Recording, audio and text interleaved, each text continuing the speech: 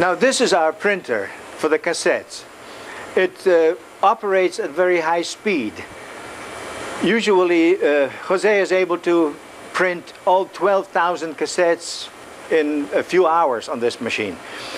The ink that we use is introduced into the ink well, and then from there the machine, depending on what language we're working on, will take those plates held into this block by vacuum. So vacuum, once you turn on the vacuum, it sucks it in and holds it in place, and by turning around it prints the imprint onto that rubber stamp.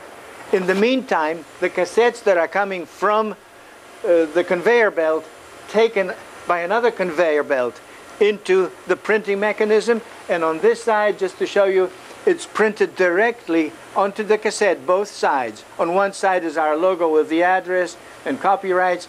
On the side A, we have all the information, what scripture is on this cassette. And then, the next stage, the cassette goes through what we call the drying oven. It's a temperature so regulated that it doesn't melt the cassette, but it just dries the ink. And on the other side, we have tubs to which the cassettes are ready to go to be assembled. And this, up to this moment, you saw the production process. And this is the last stage of our production process. The next stage would be assembly room, which is operated entirely by the volunteers that we have, and they are so gracious to help our ministry to put those cassettes together into the albums. And we will see that step next. Now we are in the assembly room, where people that you see here are our volunteers. That means that they donate their time to work for the Lord on the line. Today we are working on the old King James Version, the Old Testament portions. We'll be running 500 albums today, and these will be distributed, as I said before, free of charge to those who are unable to read, that they will be able to listen to. We just had a letter from someone who told us, a lady that is legally blind, and she in her letter says, it is just touching letter, because she says, I was cussing, I was using vile language, I didn't care one way or another, and since you have sent me the Bible on cassettes, I became a Christian. I was listening day and every night.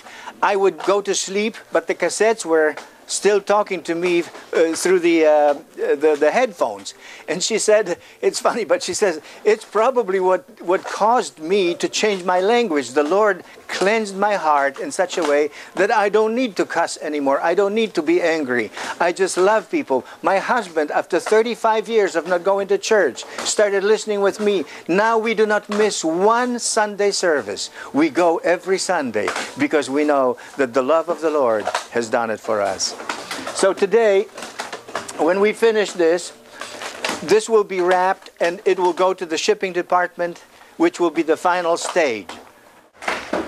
We are now in the shipping department, which is the final stage of our preparation to send the Bibles out to those who requested them.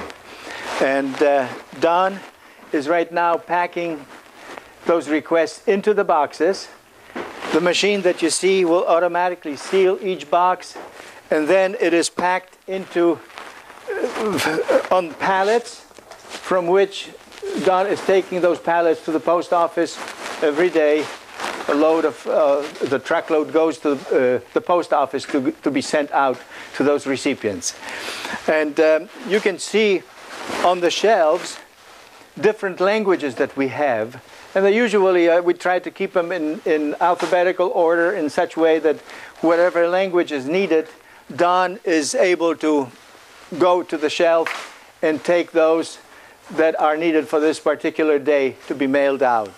Some of those abbreviations that you can see, I don't know, RUS, OTC over there stands for Russian Old Testament Complete, and KJV stands for New King James, and KJV stands for King James, and so on.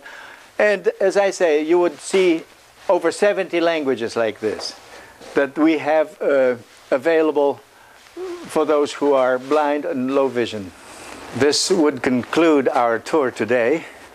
I wanted to thank you very much for coming.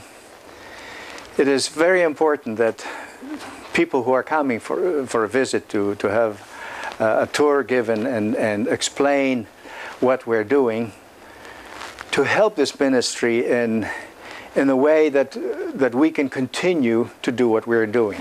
You could spread the word amongst your friends who may be elderly, may be in the nursing home, may be in the hospice, and need the Bible that they cannot read for themselves. They may have shaky hands, elderly people, paraplegics, of course blind, doctors, nurses, those who are in medical profession. They can have their samples also to show others what we are doing.